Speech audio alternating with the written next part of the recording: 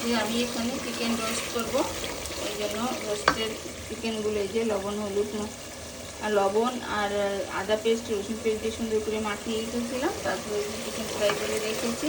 আর এখন এই যে মশলা সুন্দর করে সব কষিয়ে নিয়েছি। এখানে পেঁয়াজ রসুন আদা জিরা গুঁড়া ধনিয়ার গুঁড়া হালকা একটু হলুদ দিয়েছি, আর ঝাল মরিচের গুঁড়া, দারুচিনি এলাচ লং কিশমিশ বাদাম টক দই সব কিছু দিয়ে সুন্দর করে কষিয়ে নিয়েছি। আমি এখন একটা করে চিকেনগুলো দিয়ে দিব।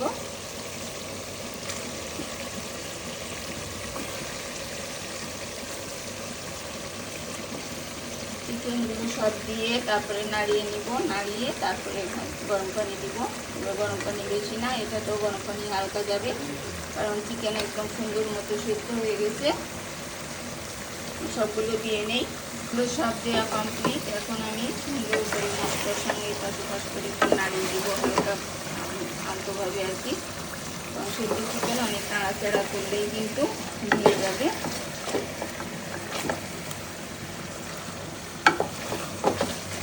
এখন আমি পরিমাণ মতো পানি দিয়ে দিব, বেশি পানি দেওয়া যাবে না। এই যে এতটুকুই পানি, মানে মগের 1 মগ হয় না কিন্তু পানি দিয়ে এবার অল্প অল্প করে দিয়েছি।